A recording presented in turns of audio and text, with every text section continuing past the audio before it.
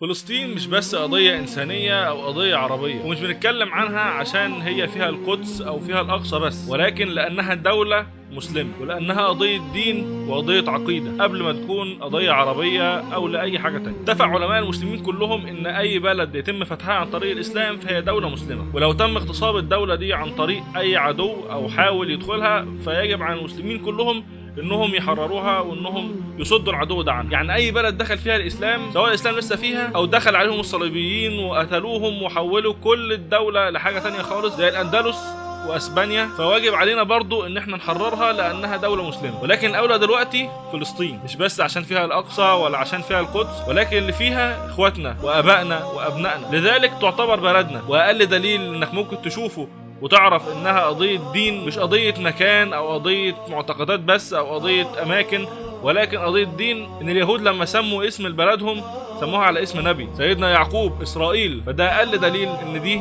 قضية دينية. ولا تيأسوا، الا ان نصر الله قريب.